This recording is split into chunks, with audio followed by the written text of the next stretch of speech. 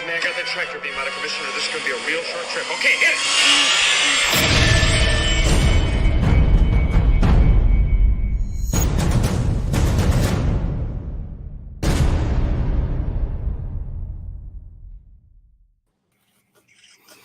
Hey there, everyone. How's it going? How's it going? Everybody awake this morning in the United States? Probably not. What time is it there, John? We're going to get like 2 people watching. Well, that's what we've been doing like late all of a sudden at night, like 11, 10 o'clock at night, and we have like 5 people watching. So yeah, who cares? You don't want too many people looking at you. No, we like to get on and just talk regardless of how many people there are. We don't give a shit. Yeah. It's just a phone call, basically, on a screen. Yeah, pretty much. Exactly. Yeah. It's like we talk quite a bit now. Just almost every day now we're talking about stuff. But we thought we'd just share it with everybody else, you know. Yeah, well, I was driving somewhere and I have you on like through the car now when I'm driving.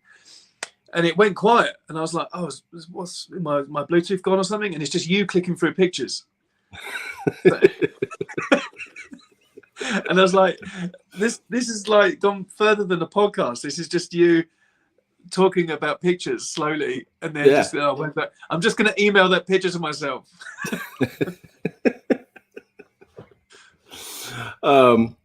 We're supposed to be joined by Jason. I don't know if he's going to make it or not. We'll see. But we're going to carry on. Thanks for joining, John. I appreciate you coming on this morning. We've been really trying to get you on for a while now, and it's pretty much my schedule. My schedule's been kind of messed up. But don't hype it up, because that's going to make me. Don't hype it up and make me sound like it's a worthwhile wait to see me. I'm sure a lot of people get on to see you. I'll be honest. I'm sure a lot of people are going to watch this show just because your name is at the bottom. Oh well, yeah. Well, just we can talk nonsense and talk about stuff that we don't know about. Yeah. Well, this was your idea, basically. You had mentioned this to me. How great would it be? What was it? We were doing something on one of the shows, right? And you had said, I was away on holiday, and I just woke up, and the first thing, embarrassingly, that I did was open my eyes and start watching you and Jason talk. That's okay. And you were going through background pictures, weren't you? Like, just looking at the old ILM pictures and seeing what you could spot in the background and what models they're working on. I'm always trying to find that shelf, like secret model that's on the shelf, just out of focus or just out of the corner. Like, what's that? And like, is that a background ship? Is that a buck of something they're forming? Is that it's always interest going on in those behind the scenes pictures. Yeah, and that was, I ran it by Jason, and he was like, "Oh, that's a great idea." And I know I do. I sit there and look at pictures all day long. And yeah, really. A lot of times when I see these pictures from ILM, them building things, I'm looking at the background more so than even what they're focusing on. Just to get ideas of what's back there and what's on the shelves and what we didn't, what we don't know.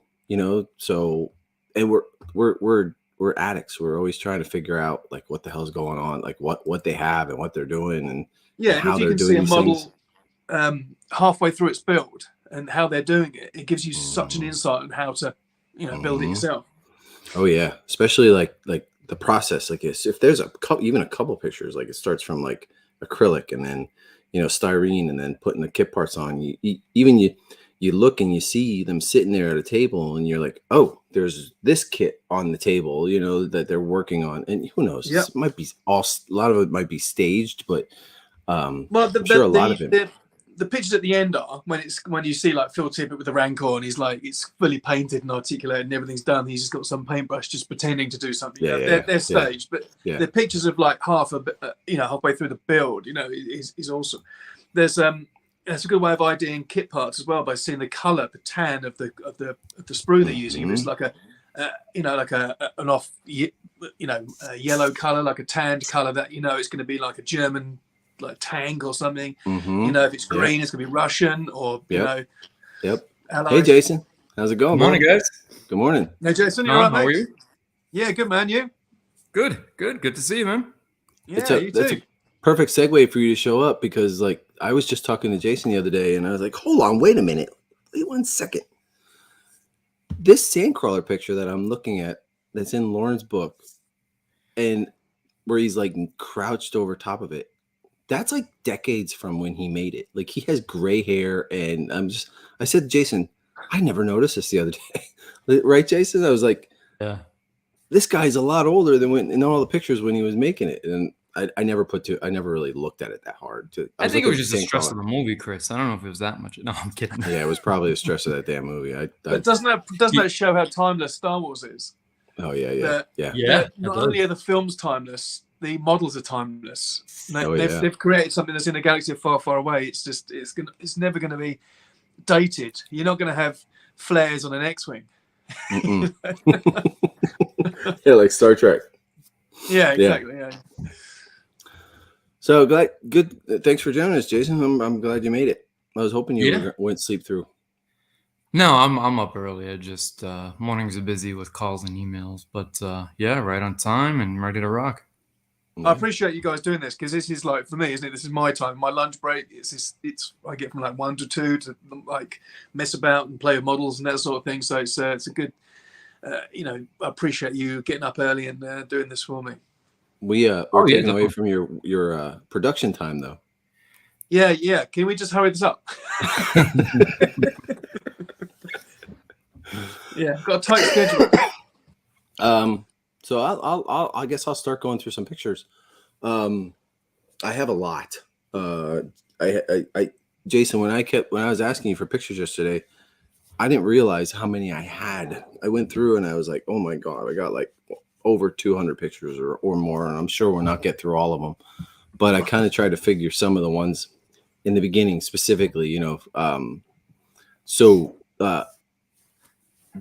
just so everybody knows, we're kind of, the plan in this is just to go through old ILM pictures and just kind of talk about what not so much what they're doing, because it's obvious they're building an X-Wing, but like some of them are like the thought, what's going through their minds at the time, and what's in the background, and just conversation about how, a lot of these older pictures, because I freaking eat them up.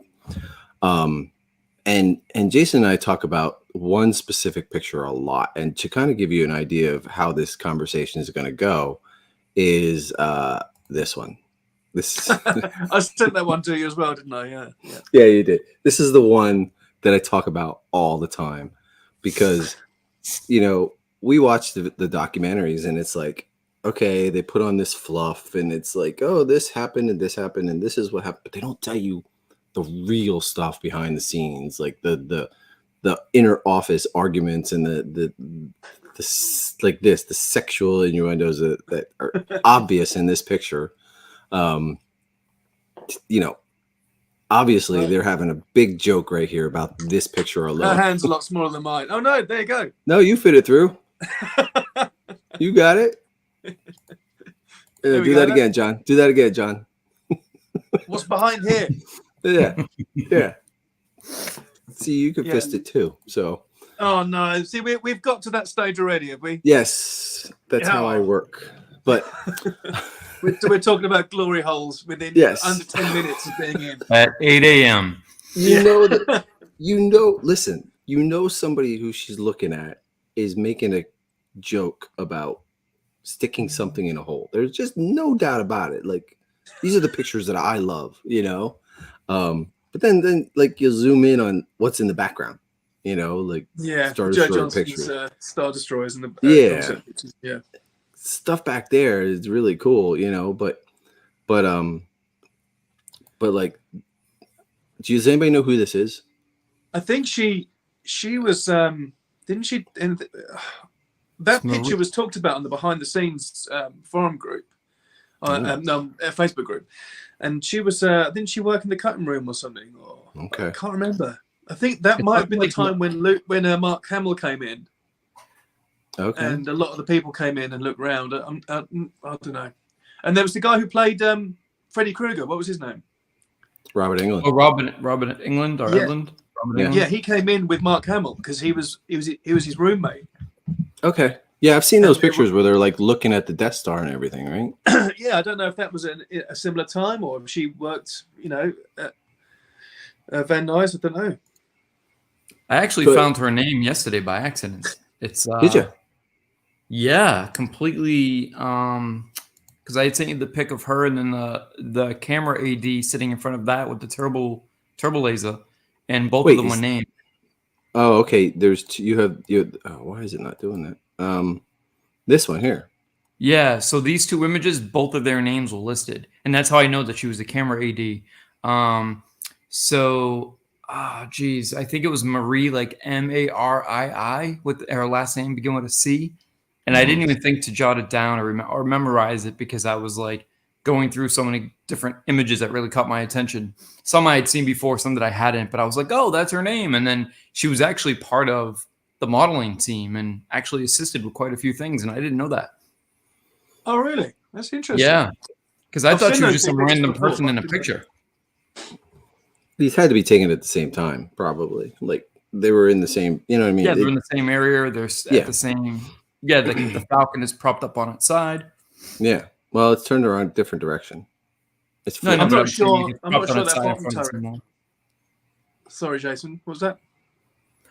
Oh no, I was just saying to Chris, like it's definitely the pictures were definitely taken within a bit of time of each other, a couple minutes or within the hour, because the Falcon's probably outside. They're by the same desk in the same wall.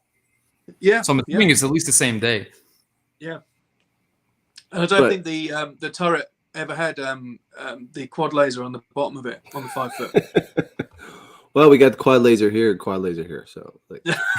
Yeah, that's quite the quad laser. Huh? Yeah. Well, back in the 70s, this is a different era where you could make jokes and they're probably all messing around and stuff like that. So, but yeah, they were young. They were like, ILM back then was just like, it was like a frat house, wasn't it? Yeah. Oh yeah. You know what I like about this picture, John, is that like now you see pictures of the curve laser and it's there's a lot more degradation to it. And there's black underneath here and it just looks like the thing is falling apart, but like you can see the rust stains on this and so a lot of those models are degrading, right? They look like they're crumbling, like powdered, like sort of like you see it on the Neb B at the top, you see it on like X-wings and B-wings and stuff. I don't know if it's the flow quill has started breaking down or the primer has started breaking down or the plastic. It's got to be 40 odd years. It's a shame that they're getting like that. It's probably all the cigarette smoke that is adhered to it. Eaten through. That too.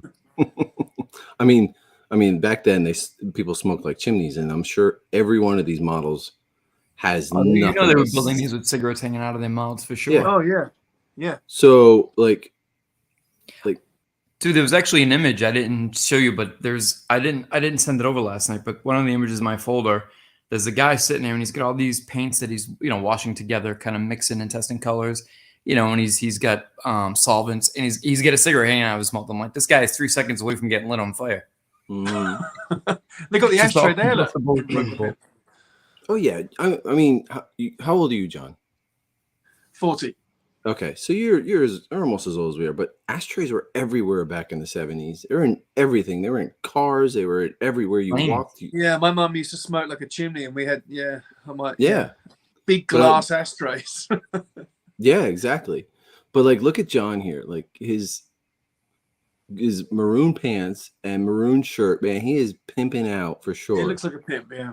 Oh yeah, we've talked about this, Jason. John probably. We did. Remember I said that? Yeah, John. This guy here probably. We were trying to figure out who the one was that went through all the women, and it's definitely John. No doubt about it. Yeah. All right. Well, let's get that's all fun and game stuff, but let's get. That's not fun and games, is it? That's no. dreadful. This is dreadful. Like what this is. That's how my models arrive. Yeah, that's definitely John's packing right there. Right? That's one of mine. No, they have blue foam. Yours is like a yellow orange foam wrapped around it. There's no disgusting old underwear in there or old jackets, soiled jackets in there like I wrap up models in. Not yet. I haven't gotten that yet. But no, your models don't. I have, like I said, your models. I've only ever gotten one that had a piece come off. Oh, the tower did. Just like one or two pieces. Not much. No, I mean I send a lot, and so I mean once or twice I've had to have them repaired and that sort of thing. But they're models, right? If you post them to America or across the pond, it's not good for them. They're not designed to travel. No, they're definitely not. There's so many delicate, dark, small pieces, and like you just have like a dab of glue on it, and it could just fall off or break off. And I actually had the Lassie Henning Y-wing go to Christian, and a weird part of it broke off. You know, the ring, the back ring, it has those two little nubs that the fin slides in. Well, those two, I know, yeah. Those two little nubs broke off, and they're part of the cast. I was surprised. I thought, the ring's okay. I understand that, but the little you'd expect the break to happen where the glue is. Right. This was not. This is Parminder, right? Is Parminder John ships his models and sofa cushions. I have a deal. I have a deal going on with the local sofa company. Yeah. I get all their foam. Hey, it's cheap, it's free, and it works, right? Yeah, absolutely. And I honestly, John, I wouldn't have it any other way. If you send it in like bubble wrap, I'd be like, this isn't right. This isn't the experience. But bubble wrap works to a certain extent, but stuff like, I mean, I've just sent Tony's typewriter today, so look, we're joking aside, he must be watching this thinking, shit, what's mine going to arrive like? But I use a bit of foam in there and polystyrene and bubble wrap. You just got to try and be as careful as you can, but accidents happen. And I always try and do the quickest delivery, so it doesn't hang about and get kicked and that sort of thing. Yeah, we talk about that all the time, Jason. The quickest one was at your house, Chris. That was like Star Trek transport fast. That was that fast. I don't understand. It defied the whole laws of nature, laws of gravity and time. They had a plane going out that afternoon. The package got on it, and that was it. I was stunned when that happened. I did double take. I'm like, hold on, that can't be from John. There's just no freaking way. The nearest airport from me is an hour away. It's crazy.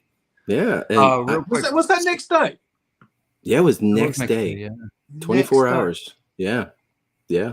So the mystery woman's name is Connie McCrum, and she didn't work in the model shop. My apologies. She was this one. Yep. She was the film librarian. So she did editorial work for the movies. She's definitely Connie McCrum. Yeah. She's cold. Yeah. This is one of those pictures that their kids look back and they're like, my grandmother looked like that. Yeah. So that was that smashed up picture of the X-wing, right? That was wasn't that from one of the tours? That was, I believe so. Yes. That wasn't filming. That was the was it the Myth tour? Was it something Myth? What was it? I think it was the mom tour in San Francisco or Japan. Magical Myth, yeah. Because quite a few of them got. That's where some of the damage and repair happens, right? And it's great that you brought that up, John, because some of the reference images used today, people don't realize like this piece didn't originally go there or here, and this was adhered in the wrong place or it was touched up to put back in the next exhibit. And they did it, without remembering, how was this done 20 years ago? How did we do this when we were in the model shop for the film? And they just picked pieces up. For the most part, they got about 95% correct. But every once in a while, I'll see models that people have built using reference pictures from the exhibits. And that they use an exhibit reference image because some of the pieces were placed incorrectly. Yeah, I mean, like the Y-wing at the top that had the barrels on it, the BF-109 barrels, they've been replaced with like forks for the handlebars on the motorbikes. Yeah. And even on the Star Destroyer in the background, you can see the top. I can't remember what ship they are. 1/700 scale Tamiya ship. The pointed like barrels that go around the top of that. I think it's the Musashi. They changed because they kept coming off. So yeah, you're quite right. You got to be careful what ref you take. The top of the sandcrawler in the back, right? Those barrels. Yeah. The Sat Bs. Yeah. Yeah. I think it'd be hard pressed to find a model that hasn't had that happen to it. Yeah. I thought I'd put this one in, because you've been working on the Nebby. I have a cold. Sorry. I apologize ahead of time. I actually had strep throat, but so how much of this you got done now, John? Is it done yet or what? Just got to do the final mist coat. Wow. Pretty damn close. Show us, John. How about that for progress? Some elastic bands. It's close. Tape. There you go. That's about as much as I've done. Pretty damn close. Ties and rubber bands will always be a friend. Yeah. I don't use rubber bands that much. But I chose that because ties. There's stuff going on in the background. Yeah. There's what's over here? Oh shit, wrong button. What's over here? What's this? So that's the back of it. That's the back of the frigate. Yeah. Yeah. I like the mugs straight away. the coffee mugs. Oh, those 70s mugs. Yeah, we probably all had those when we were kids, right? Yeah, I think I've still got some of those left. But so that's the massive Falcon that they use for the Lando shot. If you go down, keep going down. Oh, okay, this one. Yeah, and then on it is an 80 body. A what? AT-AT body, AT-AT body, yeah. And then look at the lamp. Doesn't that look like the Slave One? Well, this is Jedi, so no, this is Empire. That's fair. Empire, That's Empire. Yeah. It looks a lot like it. Wow, that's the spray booth, isn't it? That would have been very close. I mean, I don't think that's finished, isn't it? Yeah, that wouldn't have been. Steve Gawley's still got his apron on from spraying, I think. So I actually saw a lot of pictures where this looks like it's a spray booth and a heat like they put heat lamps in here to heat to cure, yeah. To cure, yeah. Oh, right, yeah, maybe. Yeah, I saw a bunch of pictures where it was lit red. But and again, you can see the Joe Johnston sketch at the background of the frigate. If you go right to the back, here. There you go. There's one there, and there's one to the right as well on the wall back here. Yeah, that's it. Mm-hmm. Yeah. See, this is how my table looks. Okay, you'll see some pictures where the tables are clean, and those are staged because this is how your table looks. Yeah, working table is a mess always. Yeah. If I flip the camera around now, it'll be a very similar. I have to clean up every day, or else it drives me nuts. Look at those kids in the background. Here's where it's lit up. Yeah. But it's too bad these are out of focus because I'd love to see which ones are open, which ones are closed, Do we think this is staged? I think this is staged. I don't know. Lorne's laughing. He's kind of I think that's in real time. You think? Yeah. Yeah. He doesn't have gray hair like in the Sandcrawler picture. I don't know. So I thought this would be a good one to put up because, with a die-cast type. Yeah, George apparently went through everything and just I like this, I like this, I like this, I like this, and I didn't realize there were two different sized tie interceptors. Yeah, so those are maquettes, right? I think Mm-hmm. Now, what would they have used these little ones for? Background or what? Yeah, they're the die-cast toys. Are they Kenner toys? Yeah, those Kenner die-cast. Yeah. Yeah. Look at the big radar dish back, the big Star Destroyer piece back here. Yeah. George has been wearing the same shirt for 47 years, huh? Dude, yeah, how can they wear flannel every day of their life? And it's hot there, right? Yeah. Well, they're all in sweaters. What do you call them? Jumpers? They're all in jumpers. Jumpers. Yeah. I think we got Parminder here. Rebel Spy, right? That's Parminder. Neb B is crazy though. Like honestly, Neb B is like there's so many different ships just cobbled together. It's this is going to sound strange saying this. It's a mess. Yeah. A beautiful mess. It is. It's just literally. I mean, I'm fiddling about with it now, just trying to get my head around it, and it's some things they've done like in a strange way, and I can't work it out why they've done it in a time-consuming way, and then the others, it literally is just parts just cobbled together. It's amazing how it's still held together because there's no sort of like nice meeting points where they all glue together. There's no nice bonding area. It's just plonked together. Everything's It's weird. It's a weird ship, but so cool. I love the different colors. There definitely seems to be a lack of rhyme or reason with that particular ship more so than any others. See, now this is staged because it's too clean. There's paper towels. He's covering up something so you can't see back there. Well, I think I think they put that up so you can see all the X-Wings. Oh no, it's not. That ties in the rack, isn't it? It's like a gun rack with a tie in it. On a rack. Yeah, I took notice that in another picture. They used a gun rack to hang up these ties. Yeah.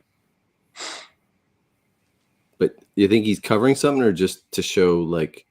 I think it's to show contrast. Okay. Yeah. Okay. So again, okay. See, there's the picture, the thing back there, and the tie rack. Yeah. Same day for sure. That's got to be one of the most famous ILM pictures, isn't it? With the and look at the background. There's a template to the tie wings. That go to the right, keep going right. Stop. There you go. There. That's the template of where they've sprayed the tie wings. They've got the over here. Yeah. Okay. I know there was a ton of images to go through, Chris, but I sent you a good one where they have the cast of the tie parts lined up. Cast, yeah, I did see that. I'll get to that one.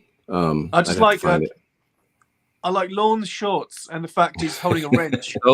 Those are short shorts. They're actually not as short as the pink boom guy. But he's not in Tunisia, is he? He's just in the warehouse. So. Yeah. The wrench and the short shorts. Joe Johnston sitting down the corner like a naughty boy on the left there. Look. So what's this? That's a weird picture to have. They had Frank. Is it Frank Franzetta, the artist? Frank Frazetta. Yeah, they have his pictures on the wall. I think Joe Johnston loved him as an artist. So okay, there's all sorts of stuff. Here's my question: where are all the pinups? Like, they had pinups everywhere in here. Like that's what they did in the models, in the 70s. They're in the cockpit of the Falcon and the blockade runner. Yeah. Well, they had to take them all down when Daddy George came. When George came, yeah. Yeah, when the boss turned up. Oh yeah, this is a cool one. So that's an ROTJ cast of a Y-wing. So that's the parts that I've got at the that I bought off the prop store. Oh, you have this part. Yeah, but not of this model. But it would have been from that. Is this piece a buck or a cast? That's cast. That's cast. Okay. Yeah, that's a quick, dirty cast. Just solid cast too, huh? Yeah, they needed them. I mean, this is a recent pick, but it's just cool to see this model. Yeah, it's cool to see this model and this this close up. Yeah, that's all they did to it. They put the yellow stripe on it, and I think that was it. Yeah. So that's interesting. That gantry that he's building. Mm-hmm. So that's all just plastruct, I think. Yeah. Yes. There won't be any. I don't think you'll find any kit parts in that. I'm not sure. I could be wrong, but that's some intricate model building. That is. Where was this? What is this exactly? I don't even know. It's for A New Hope, and I think it's. Is it when the Falcon comes into the Death Star? Falcon comes into when the Falcon arrives in the entry. Okay. I mean, look how messy. Chris, another future build for you. No. Look at his hand though. He's holding the land speeder figure. Yeah, it's back here. The land speeder's back here. The $1 million man. There's one down here too. There's a naked one. Yeah. No, I saw.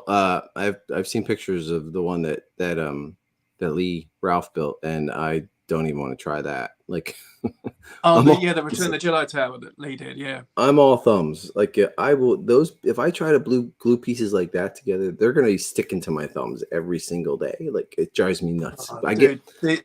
The domes of this Star Destroyer's killed me. Really? Literally, just I don't even want to look at it anymore. John doesn't have any fingerprints left. But seriously, no, all my fingerprints are all over the models. when I put a kit part on, it doesn't stick to the model. It sticks to my thumb, and then when I pull it off, there's a piece. Every person that gets a model from me has a little piece of my skin on it somewhere, somehow. No doubt about it. It's like CA, like super glue we call it, but CA is the most like stickiest stuff around, isn't it? Right? It literally just except for what you want it to stick it to. But how is it that just the pressure of your finger is stickier than the part going on the model? It doesn't make sense. Exactly. Yeah, it's frustrating. Let's see. Who's this guy? I don't know him. Oh, he's on the tip of my tongue. What's his I can't remember. There's a lot of people I'm not up to date on a lot of the names. I recently just started learning a lot of these guys' names. Yeah. He's in the background there as well. Yep. Mess. And every single workshop that has a garbage can has a table on top of it. I don't know if you guys ever. Yeah. Everything's a makeshift workspace. Yes. Yeah. You know how that goes. I've turned my laundry room into a workspace. I've turned my kitchen into a workspace. Every place. My table is so filled with stuff that I'm working on my lap normally instead of on the table. Yeah, you're so right. I've got a huge table here, and I'm working on something that's like that big. And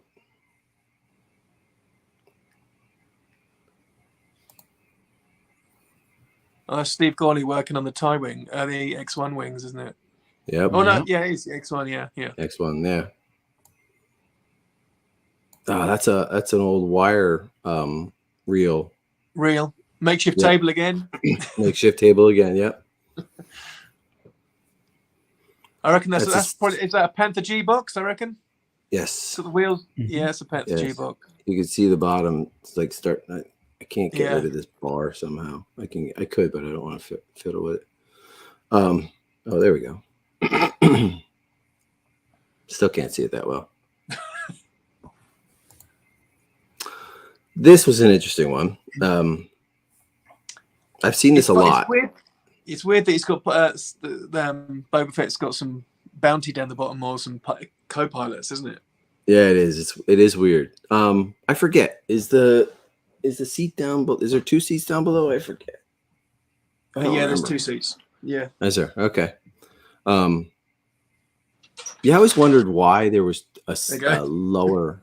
Hold on. Let me put you on. There we go.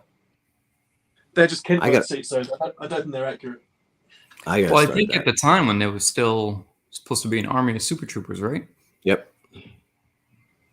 Possibly, yeah. Oh, Jason and I were. Jason, yeah, that's a good point. Yeah. Jason and I were trying to figure this guy's name out for a little while. Like I don't want to pronounce it because I'll get it wrong, but I know who it is now. Yeah. Just about every Slave 1 picture you see him being built, he's in it. Yeah. Yeah. And he was on Judge Judy the other day. Okay, this is what I want to see here. Shimano. I can't read that. Those are a bunch of boats. Yeah. There was some organization. They had the boats on one shelf. So that's from the Falcon. That's AMT. That's the pay hauler. Not pay hauler. I've got it in the other room. It's it's the pay hauler. Yeah. Okay. It's on the big Falcon. There's a boat on top of it. See that? So there's a boat on top of it. Oh yeah. Mm-hmm. Literally like built. Part of a boat. Yeah. Maybe they got it off eBay built. And decided to rip it apart. Yeah.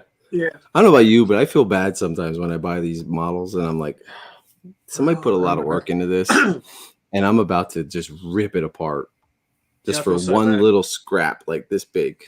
I try to go for the more poorly built ones.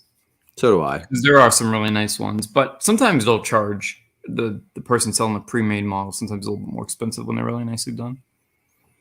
That's the 32-inch rear deck, isn't it? Mm-hmm. That just shows you look how white that polystyrene is that it's laying on.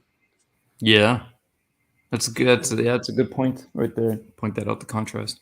Yeah, and people it's not white. People just paint their Falcons light grey or white and just think that's the color of the ESB one when it's quite. I mean, I know there's a lot of contrast in that picture, but it shows really, really how dark the Falcon for Empire was.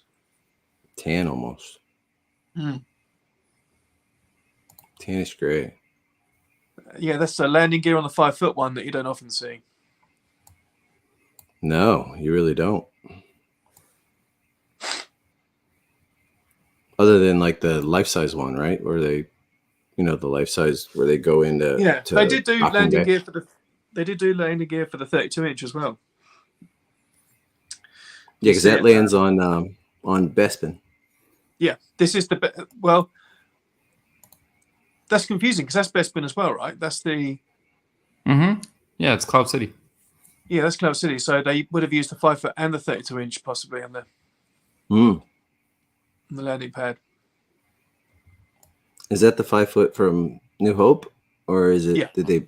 Okay. Yeah. They didn't build another 5-footer. That is the 5-foot, right? God, I get so confused. That's pretty big. No, that's not a 5-footer. No, yeah, it is. He's almost the size of him. So what's making me think that's the 5-footer is that extra hole that's there. See? This one. So, yeah. I'll grab one.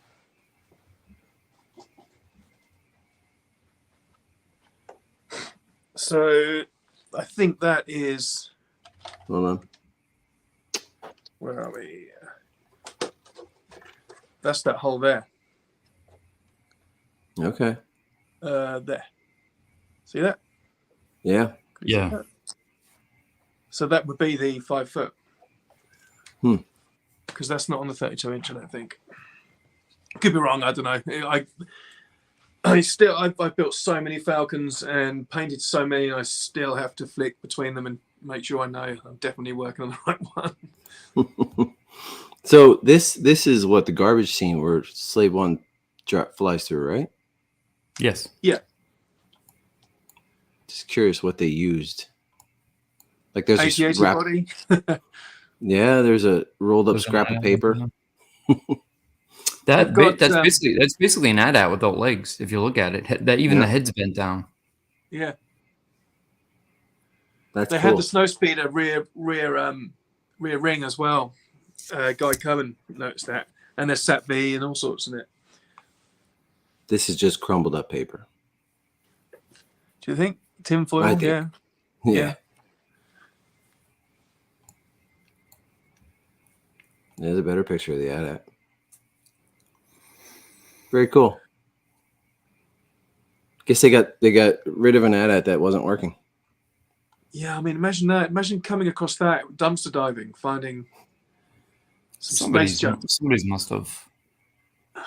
I mean, there's some of the stuff still sitting in storage units in people's homes, and held on by paper clips, not paper clips, clotheslines.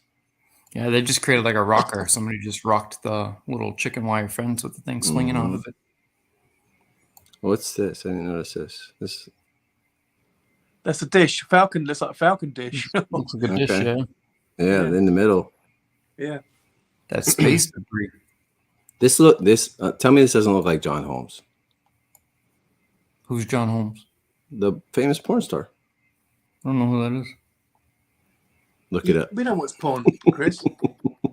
What? We don't watch porn. No? It's just you. Just me. I really don't know who John Holmes is. He's very famous for having a very large model. Oh, he's in the Reservoir Dogs speech. Yeah, Quentin Tarantino talks about him.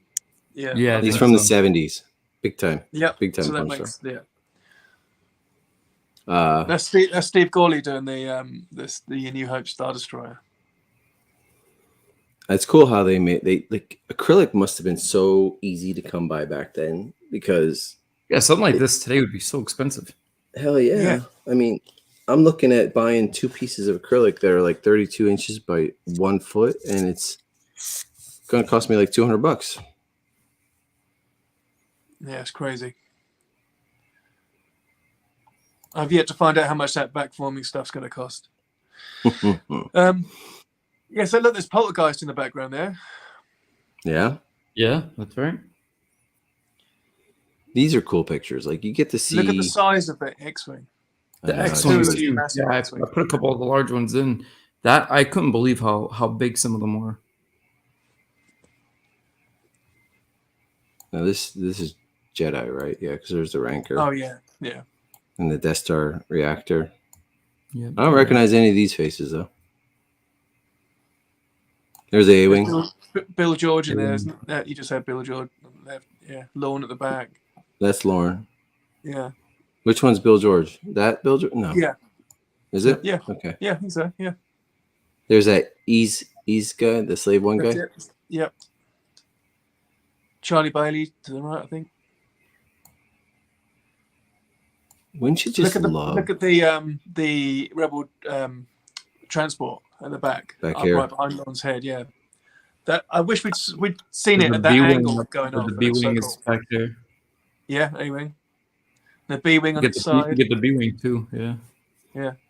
And the I would love to do a transport. The Tidarium. I really would. Look at the small tie with the hexagonal wings. Right it's there. weird, isn't it? Yeah. What is that thing?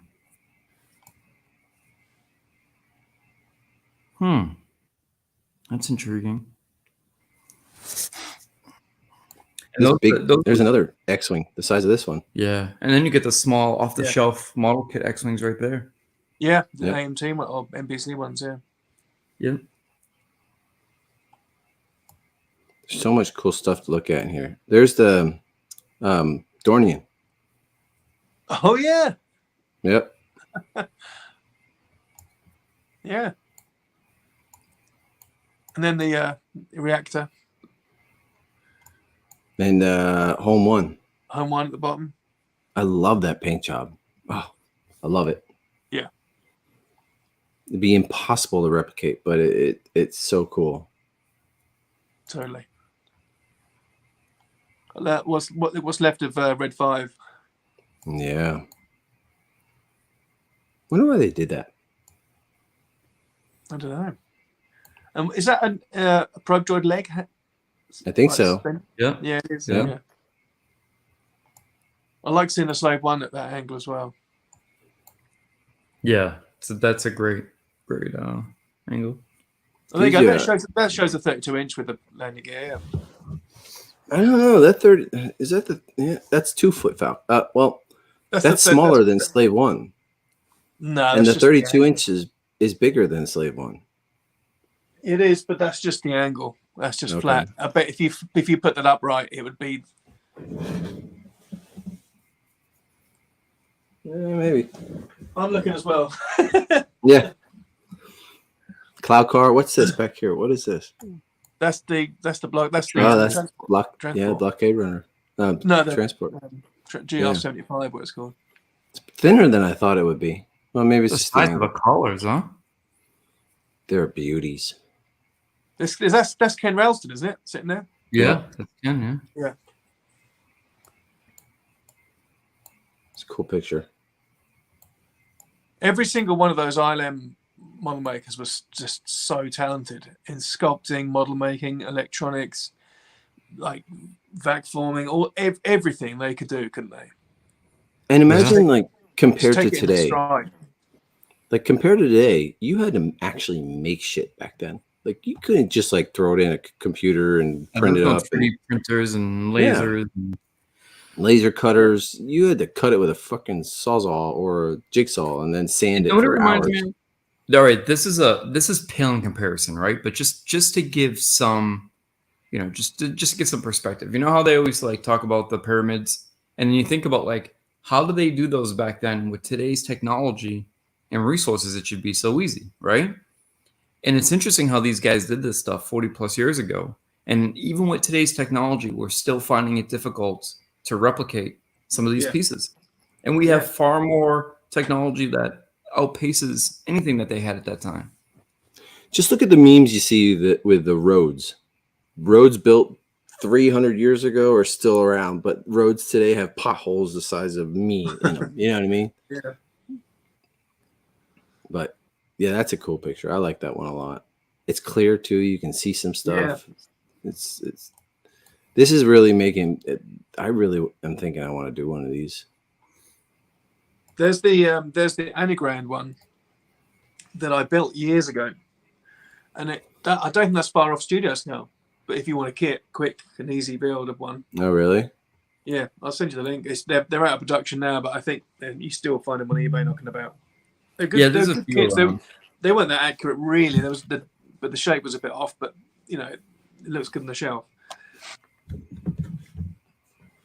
Yeah, I mean, all the colors, the pinks, the blues. I like it. I really like it a lot. So that's weird because that's staged because it's painted white. Yeah. And that was before all the concrete went on and all the grime misting and all that sort of thing.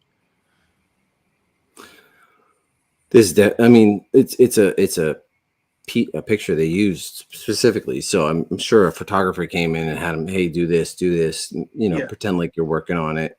Don't touch it. Notice he has the gloves on. He's not really working on it. No, that's a staged picture. Yeah. I mean, stage pictures are great, but these are better. So this is the same place, but doing Battlestar, isn't it? Look at all the kits. All the 8 rads piled up. Yeah. What is this? Is a Battlestar ship? Yeah. See, that's the Cylon Raider, isn't it? Right. The front yeah. See, I've never even seen it, and I probably watched it as a kid, but I can't tell you much about it now. But I really like that ship. Oh yeah. Well, it's because it's so close to the Star Wars ships. It's so the parts are the same. The same. Tons of Panther G all over it.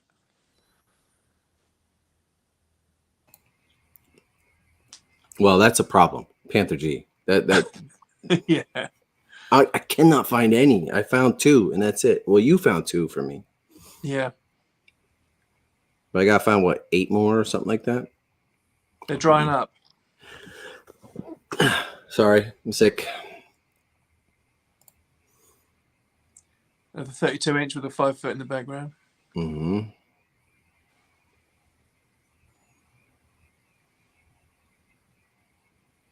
These weights to hold down things. It's on in another picture. I noticed it's on another spot. Oh yeah, I've never noticed that. Yep. Yeah, maybe get the styrene to the plating to settle down. Yeah, the weights. I think I'm gonna have to use that idea. Yeah, definitely. And here you can see some of the parts on the sides. The Sat V. It's really cool. Make a 32-inch. Oh, see, it's over here. You go, look at that chipping, all the tiny little dots. Yeah. Yeah.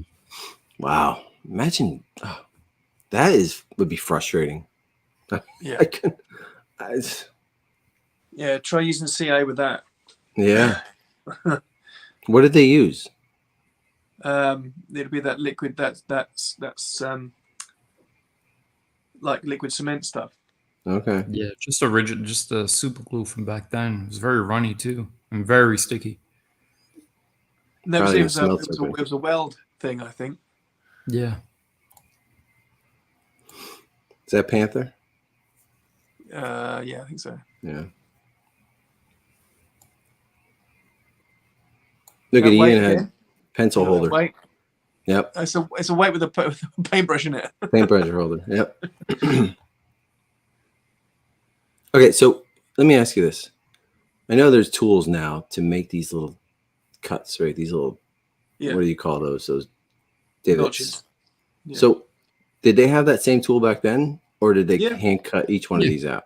Okay. Yeah, I think they have that tool. Yeah. Okay. Nibbler. I forget what the tool is called or used for. There's different shapes you can do on them. Isn't it for like cutting leather or something? You do leather, paper. It's all they're for all the various.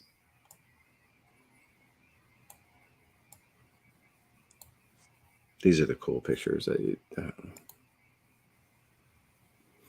So I pointed out the other day, I'm like, he's working off of a Polaroid when we're using like computers, phones, tablets, blown up pictures. He's working off of a little 3x3 Polaroid. Yeah, but in that well is the Jag D Tiger, I think. Okay. So if he's working off, if he knows that there is a 135 Jag D Tiger body in the 5-foot one, then he can get a 148 Jag D, and it would fit in the right scale. Good point. I think that's how he's working it. Probably. Good point. Or that's just a picture of his wife and he's missing home. Oh, yeah. I think he's a little young to have a wife. More so Carl, right? God, yeah, you got better eyes than me there, Chris. Looks kind of like it. Yeah. That's only because I was looking at the box yesterday. Yeah, well, you helped me out with that. Thank you for the parts. Yeah, I found a couple. And I need the barrels, and I haven't got them because I put them on the slate and cut them down. I'll look. Yeah, if you've got any, I'll buy them off you. I'll look. So I grouped these together because there's a couple of them here. So this is what the kind of the final shot, like it was going to be shot, right? So yeah. And then there's other pictures where they're like setting it up. Yeah. That's when they blew through half the budget. And Georgia said, "Do we get anything?" They said, "Nope." Yeah. They threw this together and they dropped it, and they said, "Now we got some." This is the first thing. So yeah, you can see the piano keys in that first picture of the Death Star as well. If you go back, yeah. Again, there you go, background, top. Up here. Yeah, left. Those chunks, they're all Death Star tiles, aren't they? Yeah. Yep. What piano keys? These are. Left. That's it. We call that the piano key because it looks like a piano key. Yeah. They're lined not up. literal, Chris. Not like an actual. Oh, it's okay. not from a piano, and they just call them the piano key. Right. Well, why do they call it a piano key? Just a quick way to recognize it. Because on a piano, the black ones are raised, the black notes, and they look. Okay. If you look at the tile, I think that's how. I don't know. Okay. Must be an English thing. Maybe. But yeah, I just thought it was cool. That's a cool way to display the escape pod as well, isn't it? Yeah. If you had that upright. I kind of like that display better than like it canted on the side. You don't see as much of it, but it's still kind of a cooler display for it. Yeah, it's one model that can't be displayed very nicely. Anyway, I don't really like any way it's put up. The only way I like seeing the top, the bottom, actually, the thrusters with all the C-Lab parts and stuff. That's the best part of the whole ship. Yeah. But yeah, I just thought it'd be cool to see these three together because they're different angles, different part, different. Yeah, I mean, you don't see the inside of that much, do you? You see it in the film open up, but yeah, you don't see much of that. No. And I like how it's painted as well. Inside here. Yeah, there's some time spent on the paintwork, isn't there? Yeah. Yeah, they did. And then what they drop? A little bit of like diamond dust or what's the real name for it? We call it diamond dust here, but it's like little shards of glass you find on like. Oh, I see that. Yeah, that makes it look like it's all speckling. The speckles, okay. Yeah. So if you go back, Chris, there's a panther turret to the bottom right on the flat surface. Go right. No, right on the actual panel. Right. Oh, okay. Down. There you go. That circle. Yeah. Yeah. Turret, and then on the back of the slope one, you've got that bit that goes across right in the middle. Yep, right here. There, yeah. Yep. I mean that would be quite fun to do. Yeah. Yeah, that would be great. I like just this, even without the. There's not a lot of original dio pieces that are scratch. People build dio pieces, right? Like diorama pieces, to display with the scratch models. But very rarely do I actually see a dio that's made from the original parts. That'd be a great fun build. I seen Lee do a portion of like the Return of the Jedi Death Star. I saw that image, but yeah, it would, yeah. But something like this would be, I mean, yeah, I can already spot quite a few pieces already. Yeah, I mean, we talked the other day, Jason, about a Death Star tile. Some of those Death Star tile pieces we saw, the ones with the colors, the kit parts on there, doing scratch building that. The ones before people don't understand the amount of color that's on the tiles. So me and Chris talked heavily about that, John, where, again, right, it's one of those things visually or in our mind's eye that when you envision the Death Star, you just envision gray, kind of like the Falcon. And people paint them gray, but you don't realize that the tiles, I showed Chris one pic, there was greens, browns, yellows. There's purple on them. There's weathered black. There's purple on some of them. Yep, black and that purple's cool. There we go. Here's one. You can see it a little bit, but like here's some of the darker colors. They're all different colors. It's not just gray. Yeah, but it was shot outside in the sunlight as well, wasn't it? So all the colors are going to be washed out. A lot of water. Yeah, it got washed. Yeah, so they're the piano keys, Chris, what I call the piano keys. Where? So if you go up here. A little bit. Oh, okay. Now I see why you call them piano keys, because they're sticking out of the wall. Okay. And one of them there has been painted like that tan color, that trench color, that trench run olive, whatever it's called. Yeah. I have to. I don't know if I ever talked to you about this, Jim, but when the crane that you sent me, I always thought you took like artistic liberty on that because I just thought it would be gray. But then when you show me that picture where it's green, I was like, oh, okay. Well, it's not just artistic liberty. It's olive, isn't it? Yeah, that's one of the colors that Guy's done from the Death Star tile that he had. Guy had a portion of a Death Star tile. He had this actually. This is the tile he had. So he had. This is just in primer, but on here was all the different colors. Yeah. So he color matched.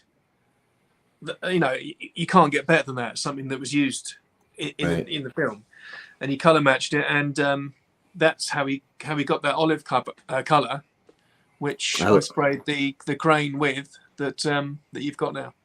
I like that color a lot. It's one of my favorite colors. That when it goes on, how it looks, and I love it.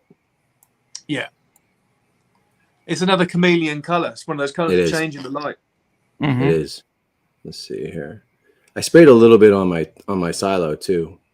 But see, you can see even here, you see like the olive color. Yeah, that's it. That's the color. Yep.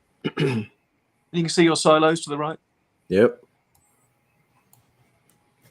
This I want to build. Yeah, the deflection tower. Yeah, that's got the 1/24 scale Panther G sides, the fenders, isn't it? That runs up and down the side of it. Okay. Much like your I think does the silos have that? The 1/48 nope. fenders that run up it? Oh, no. It doesn't. Okay. No. So that's got the bigger ones that are harder to find. That's the 1/24, I think. Okay. Yeah, and a lot of annoyingly a lot of C-Lab. Yeah. Well, hopefully that C-Labs come out like those reissue ones, and they're the exact same as the original ones, because I had 3 kits and I was, oh God, too much money, way too much money, and for one piece. Yeah, I can't believe you did it.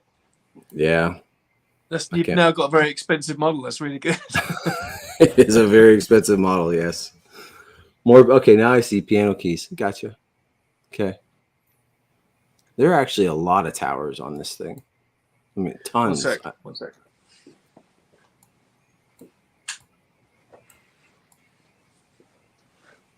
Jason, like all this stuff was thrown out though, right? Like this here is why you see so many prop store auctions of Death Star tiles.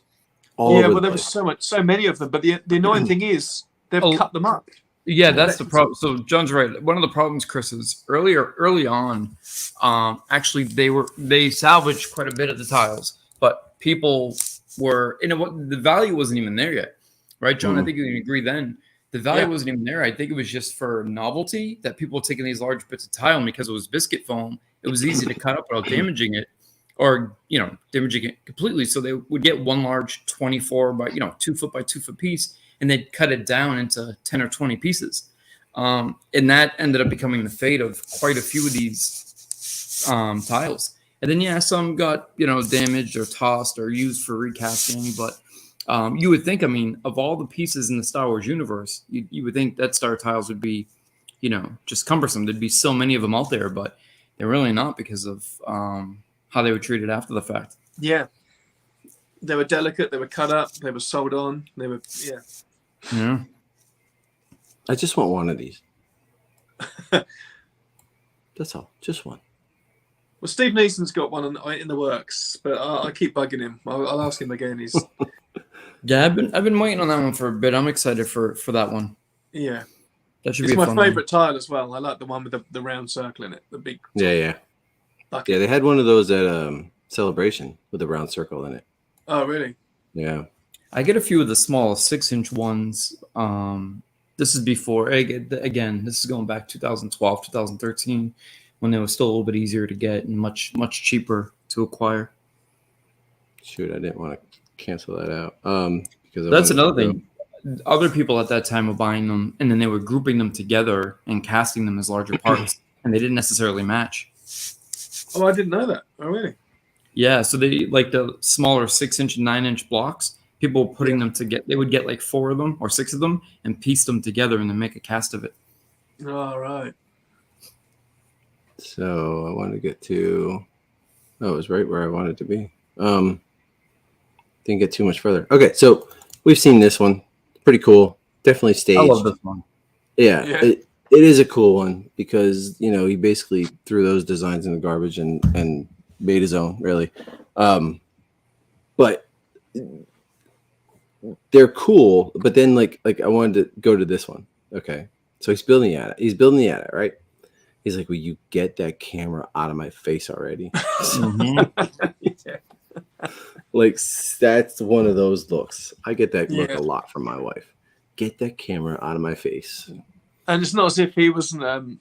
He had the leisure on his side. He was just jack of all trades. He was doing everything, wasn't he? He was doing storyboards. He was painting. He was, making the models. He was overseeing stuff. He didn't need someone sticking a camera in his face. Right. Yeah, I think he was burning out too during ESP. Was yeah. Yeah, he was. Yeah, he was. And then George was like, "I'll pay for you to go to college and everything," didn't he? And get your yeah. That's what made him stick around. He's like, I figured I'd just take a chunk of this money and go travel the world. Yeah. But he was like, this is all metal. He went on to do Rocketeer and all sorts, didn't he? Yeah, Captain America, Rocketeer, Honey, I Shrunk the Kids, another classic. Yeah. But like, think about how they made these AT-AT skeletons. That's all metal, all machined. Like, imagine trying to do that today. Like, well, that's what I was just talking about. It'd be so much more difficult to replicate it today than it would back then. Yeah. And we have the technology we have today is just so far surpassed what they had. Yeah. And it was interesting. So John Berg is definitely one who doesn't get a lot of credit for. People don't realize how much of a hand he had in so much of this stuff, right? People would just sort of chalk him up to some of the projects on A New Hope. But he was actually responsible. So when you see the AT-ATs in movement and you see the leg joints sort of spinning and shifting, kind of like rocking side to side, like real machinery, that was actually John who stepped in and actually worked on that and made that happen, which I thought was pretty cool. Yeah, there's a lot of unsung heroes, isn't there? Yeah, and it's a nice little nuance. It's one of those things that you don't notice until somebody points it out, and then you can't unsee it after the fact. There's your silos there, look, Chris. Yep. I like this picture because they're side by side. Yeah. Love it. And then Joe just was like, we got to dress up the Stormtrooper costume. You know what? Let's just break these two off and slap them on this, and I'll yeah. put my bag. Yeah, it's pretty much what he did. Yeah, film and finish for that set. Yeah. So there's that Franzetta picture in the background. Yep. Of the Death Dealer. Death Dealer, yeah. Yeah. I think it's his helmet on the side of the Empire, the ESB ATSD, don't we? They hand drew that though, right? Yeah, I think so. Yeah.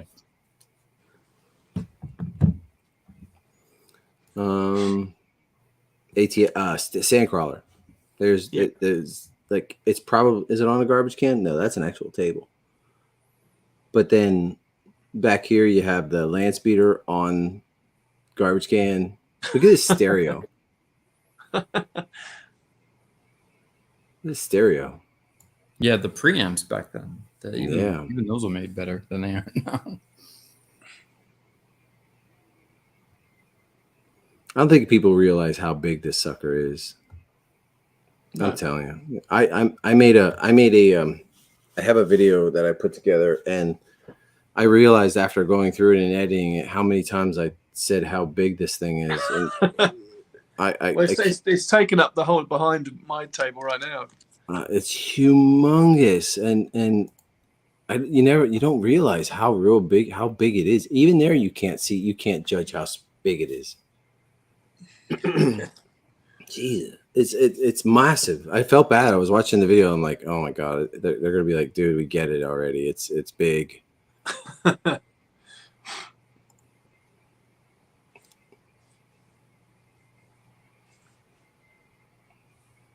Go back to the pictures, Chris. Don't want to see my ugly face. Oh no, okay. I'm switching through pictures, and you got you still there. Look at those chops. That's interesting. Man. I didn't know about those holes in the side.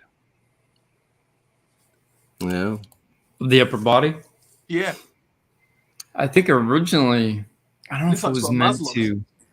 Yeah, I don't know if it was meant to manipulate. Honestly, guys, I think it's to take some weight off. Yeah, maybe. Possibly, yeah. You cut those holes out. Yeah, you take the large one kept buckling. You take a lot of the weight off the legs. Yeah. And look at the tape recorder down here. Love that stuff. So far, I gotta say, to this day, when we used to do the collector spotlight videos, one of my favorite pieces I've ever seen in a collection was the AT-AT foot stomper that Gus Lopez has to put the footprint in the snow. I don't know. Yeah. I love that. It's such a unique piece. I just love it. Yeah. This is pretty clear. Yeah. So they're Nichimo, 1/35th scale Nichimo Panthers on the back. Where, up here? Yeah, at the bottom there. Okay. Yeah, they're 1/35th scale Nichimo. They must have had a shit ton of Panther G. It's just, There's a Panther G up there. That's the 1/24th Panther G above. Yep. There's 3 of them. Yep. Jag, Panther, Harrier. Yeah, Harrier. Yep.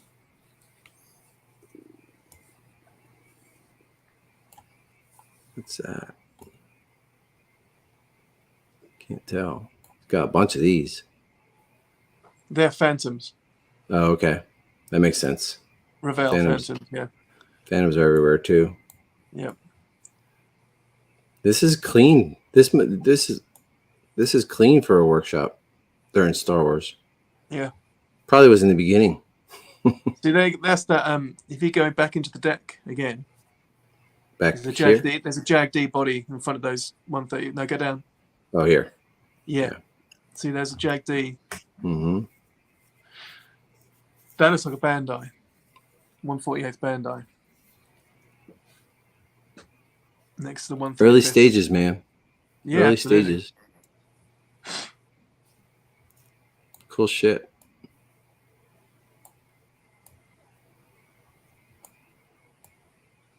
Could sit all day here and look at these pictures. Oh, this is one of the things I wanted you guys to take notice too. You were talking about the spray booth back there. This guy's actually cutting off the flashing. Yeah. Yep. That's the cast for the resin. Yeah, for the cast. Most of the time, I think they only built one or two hero ties from scratch, and I think most of them were because they recycled them for the X1, they recycled it for the Interceptor, and I think a lot of them were sculpted. And John, I know you just finished a tie, but as I was going through the process and learning about some of the pieces on there, I was telling Chris this. I didn't realize how much of it was actually scratch built. Like a lot of the pieces that the guns, the little circular pieces that hold the guns in place and things like that. And it just seems like one of those things. Like, why would they exasperate so much effort trying to get this correct? And they probably could have just put something else there. But yeah, those are some of the pieces that I found more challenging when doing mine, for sure. But so what are you doing on yours then? Are you scratch building girls? Mine's about 70% scratch built. Yeah. Oh wow! And Jason, you need to share more of your stuff. I never see your stuff. Yeah, I share sometimes with Chris. Oh, by the way, I want to point something out to you, Jason. Yeah. I was going through our pictures on our Facebook chat, and there are not one picture that you have sent me of a painted tie. Not one. I went through every picture. Really? Yep, not one. Because so we'll tell this little funny story. It's just a little funny story, right? So remember I was sharing my guns with you. Remember, because I had to build the guns up from scratch as well. You may have showed me some parts, but you didn't show me the paint job that you painted it.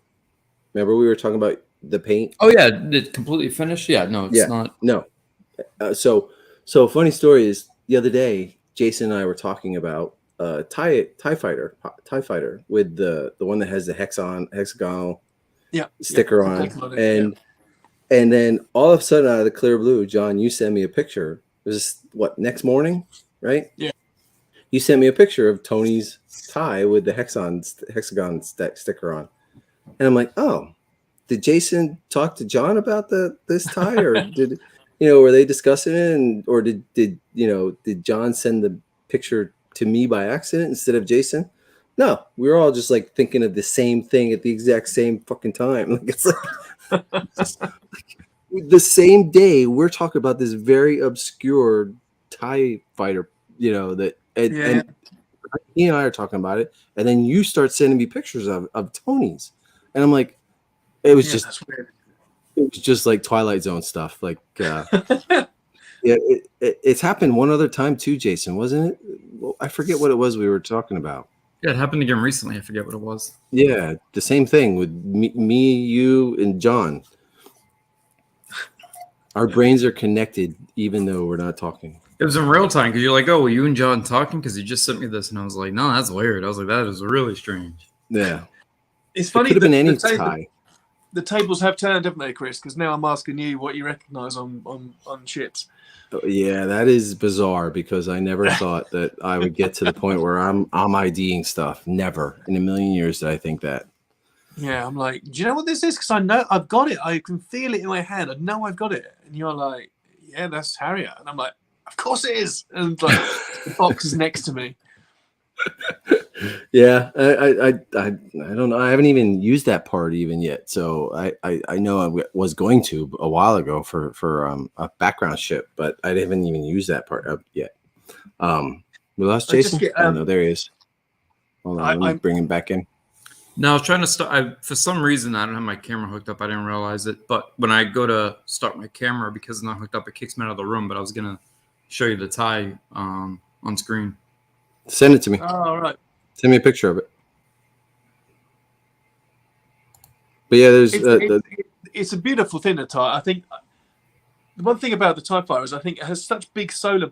The wings are so big that it hides all the amazing detail on the tie. Yeah.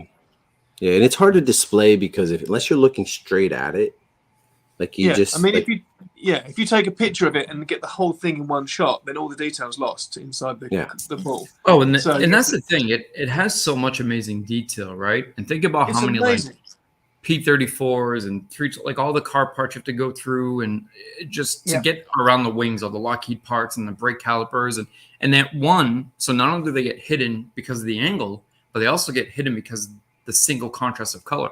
There's no multiple tones, and I think that kind of hurts it as well. But it definitely was probably one of the more fun and challenging projects that I've undertook. It took me about a year. I think it was November.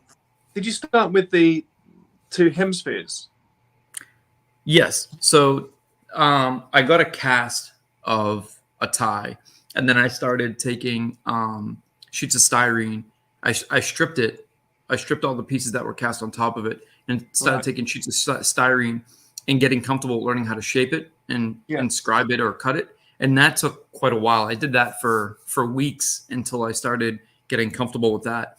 And then it took months to even figure out like what parts were kit parts and donor parts, what parts were, done by hand. And that was just as challenging because I'm at a point sometimes where you just assume, oh, these had to come from some model kit, right? So you start looking like, what kit did this come from? And then you realize it didn't come from anywhere. It's something that was thrown together. Built. Yeah, it's just scratch built. And then it has the Plastruct T-tracks on it, but it has some of the tiniest, smallest T-tracks I've ever seen, ever. And trying to get your hands on those are really hard. They're these ones, right? Let me bring my screen up. I'll make it bigger. I believe so. Yeah, they're like teeny tiny, right? They rest on the bottom and the top. These are the one below the smallest. They're on the back of the Star Destroyer. But isn't it funny, Chris? Like Jason's describing how long it's taken him to like do that, but it's not because he's like slow or anything. It's just I've noticed there's 2 types of builder. There's guys like me and you, Chris, who just plow through everything. We need the kit yesterday, and we can't rest until like we can't think straight until we've got it. And then we just want to paint it, and we rush, and not necessarily rush, but I don't know about yourself, but and then you got guys like Marvin and Lee and Jason that literally just it flows slowly out of them, and they'll build it, and in the end they'll just appear with this magnificent thing that you're like, where did that come from? Well, and good.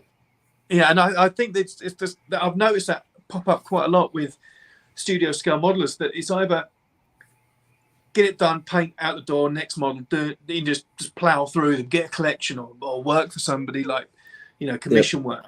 Or you just sit quietly and just gather up kit parts slowly and just make it so identical and methodical and that's definitely how I work, yeah. Jason and I were talking about that yesterday, how like ago. I was looking at his ATST parts and his builds are very clean. Like they're almost Lee Ralph surgical. Okay.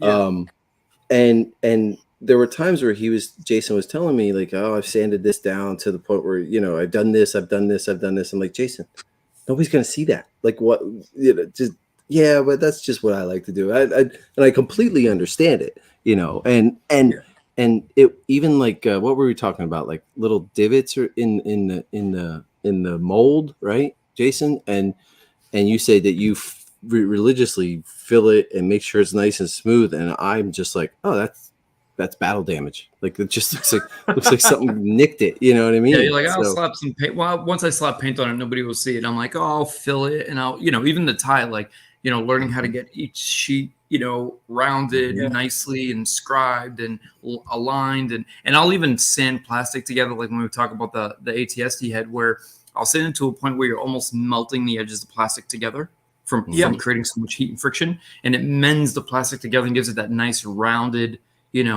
look to it. But also it's the learning process, right? Going through, figuring out what was done by hand, then how was it done? Why did they do it this way? What kits did they pull from? You're doing it the correct way, I think. You're building up your arsenal of tricks and tips and how to build it, and then the paint will flow afterwards. Whereas I started with resin kits and styrene kits and building them, but I got the paint down, and now I'm having to unlearn what I've learned, in the words of Yoda, and try and learn scratch building and kit bashing and working with original kit parts, which is so nice.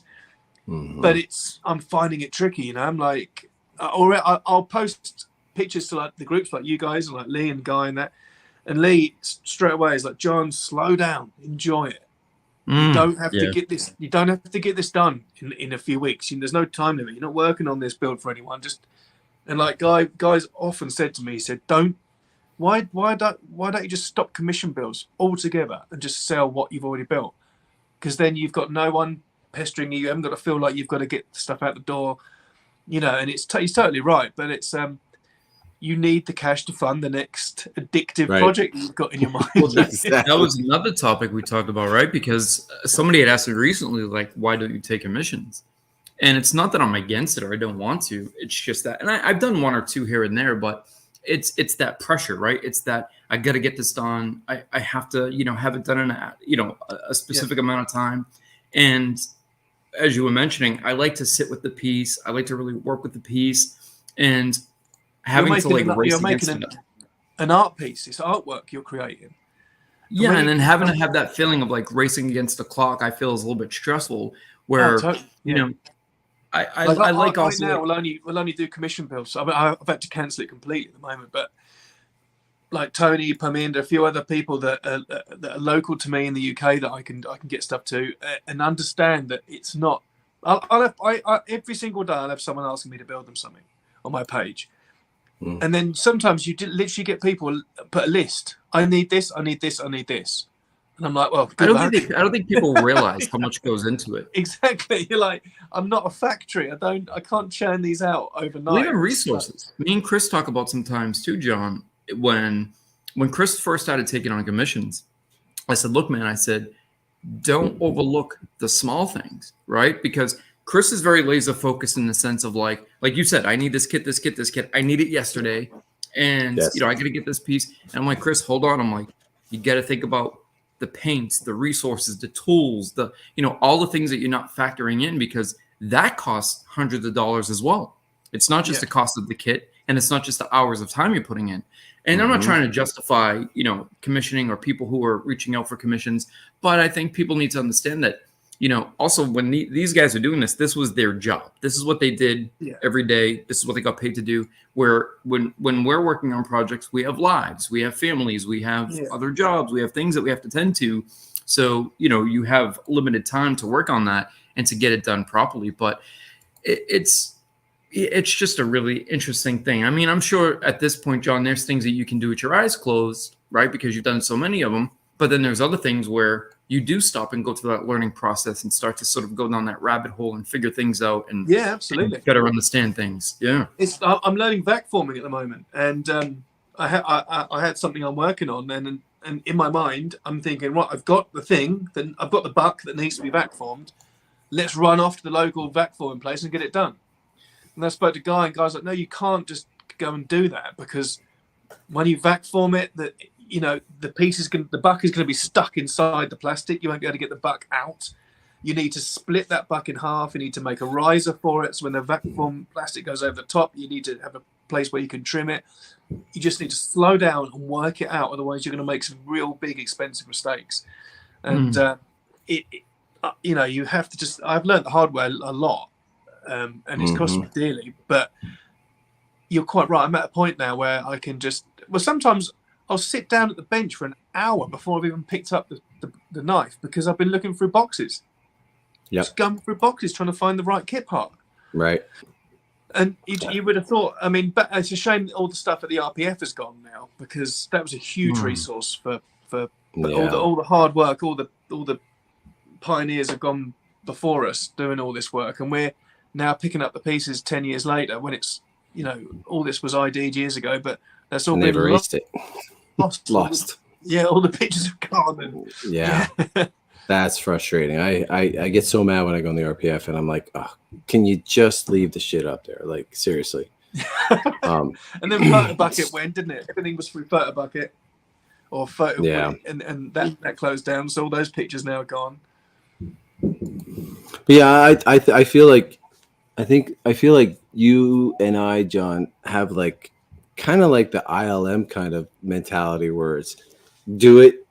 It's going to be quickly on screen. Like, like we're not rushing through things, but we like to get it done because I want to see the end product and I want to, and I have another project I want to start down the road. You know, like in my head, just my mindset goes like I'll worry that I'll lose interest. I won't lose interest. Oh, I know that. No, well, I think he means on that particular build. Like he might get bored with it. Like Sandcrawler I've got behind me. That's been sitting there like that for 2 years because I've still got to do the running gear and I want to paint it. But now there's another project I'm thinking of, and it's just all that just gets left behind. The Slave 1 behind me. That's just I've got so many projects started, and if it doesn't get completed in a certain amount of time, in my brain I'm thinking, just leave it, shelve it. I'll go on to the next. See, I'll do multiples at once. And Chris, me and Chris have a very different, because Chris will do project 1, move on to, unless he's doing 2 of the same pieces at once. Not so much anymore. I was like that, but now I have like 4 or 5 projects. So I'll have like 3 or 4 things going at once, and I'll consistently go to piece A, chip away at that a little bit, go to piece B, chip away at that a little bit. And I'll do that over 6 months, 7 months, 8 months. And it brings me a lot of joy, you know, put some music on, get in the zone. Just you know, and start getting into it. Yeah. I went for a little lull where the commission work was just kind of spoiling it for me. And you said, didn't you, Chris? You were like, "I'm so glad that you're back." Like you can see it. Like you're sending. Like I wake up to like 5 messages from you, or you're calling me at 5 a.m. in the morning. Yeah, you got to remember, I forget sometimes that's like 11:30. My wife, when you woke me up the other day, my wife says to me, "Who is calling you at 7 a.m.?" I said, "That's John. He forgets all the time that I'm 5 hours behind him." But you can tell your passion is back, and like it's just this is supposed to be, and whatever you got to do to make it fun is, you know, it's what you got to do. Exactly. And but on that happy note, I think I'm going to have to shoot because you know, my phone's been beeping and showing messages. People have been calling, so I need to get back to work. You're slacking. You extra long lunch break. They're going to fire you. Yeah, I know, man. Well, listen, guys, thank you so much for having me on. I appreciate it. I really do. There's a lot of fun, John. I appreciate you joining us, John. And maybe we can, you know, a couple weeks jump on again. We'll try to make this a regular thing, John, because, you know, I mean, there's, you know, we'll try to figure it out, and we got 2 or 3 already now. We'll do some more, like at least once a month, at least. Yeah, cool. So, all right, guys. Well, look, take care. Thanks, brother. I'll talk to you soon. See you later on. Bye. Good show, man. Good show. Yeah. Lots of fun. And there's a lot to go through. I had sent some stuff over because you mentioned the Sandcrawler. Let me see if I can bring those up. I'll just bring them up if there's specific ones you wanted to talk about before we head off. I didn't know if it would bring up the message. I was trying to send it as a file. No, I can go through pictures. There's no big deal. Just let me stop sharing so they don't see my porn. So the one that Joe was just working on, the picture we just had up. Some of this is probably common knowledge, but I was doing some reading the last couple of days, and I didn't realize that when they were going through the process of building the Falcon, they had eaten through about a fourth of the budget, about $25,000 at that time. Oh, really? And then they found they had to scrap it, and that was those images that had the elongated chip that then became the blockade runner. And they're like, well, we can't nix this completely with all the money we spent eating up so much of the budget, hence that becoming the blockade runner for that particular purpose. To repurpose it some way. Okay. And then the Sandcrawler, because everything has a point of reference, right? Whether it's from a book or an image or a comic or something that Sid Mead painted or Corey had done earlier on in works that when he was working for Boeing and other companies. And I thought it was great because NASA in 1963 started fabricating the crawler transporter. Oh, yeah, I have that. They came with that's where they developed the Sandcrawler itself. Wrong way. Let's see if I can get that quick. There's a lot of good ones here, but those are all the Falcon. Go back one. We'll just show a couple. So this was actually this is where they got a little bit of the inspiration for the TIE Fighter. Oh, really? From the steel rat. Yeah. Oh. Yeah, you can see it. I would have never thought that, but you can see it. So, come on. Oh, crap. Which one were we looking for? We were looking for the Sandcrawler. Yeah, right there. Right there. It's just like it, man. Crawler, that's the NASA crawler transporter that they used as inspiration for the Sandcrawler. Wait, is the Sandcrawler was inspiration for this or vice versa? No, that vice versa. Really? This was built in the 60s. Yes. Oh, okay. All right. That makes sense then. I'm just saying this is a little. I mean, that's probably a more modern image. Yeah, it's a more modern image for sure. But it was originally made in the 60s. Are there any particular pictures you wanted to show before we head off? No, just had some stuff. There's one that I thought was very interesting, was that I'd never seen before. That was this one. All the variations of the casts and builds. Yeah, it's pretty interesting. Damn it, I did it again. Every time I click, it goes away. So yeah, there's a pyro cast, original ILM pyro pattern. I can't see it. Nose, red 4, red 3. They're all different. They're different. All the small variations. You know, just in like this curvature here, like it's there. It's just very different on each one. No, not that way. I'm gonna go this way. All the variations of the probes, pattern, pyro, hero. You wouldn't think they'd be different, but they are. It's pretty interesting. Here's that cast you were talking about. Yeah, that, and then the guy we looked at that was casting the ties. It's interesting how many. It makes sense now to see that so much work went into scratch building a lot of the parts on the tie because they just recast it multiple times. Yeah. Yeah. That was a good show. That was a lot of fun. We knew it would be. Bill George. Yeah, look at that monstrosity, huh? It's freaking crazy. I could do this all day, man. These images are great. They are. They really are. A lot of the ones you sent me I already had. Damn, I hate when that freaking happens. Oh, here's some more of the Death Star. The Death Star innards, yeah. Imagine that's all stamped brass. Yeah. Etched and stamped crazy. Brass.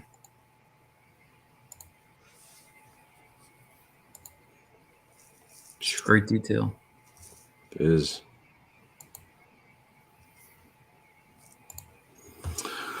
All right, man. I think that's good for today. I should go to work and do some stuff. I don't feel like it, but I should. I should do my emails and stuff. Hey, Dimitri, thanks for cool stream as always. Thanks, appreciate that. Yeah, it was a lot of fun. We got to do this again, Jason, for sure. Try to make it a little bit more.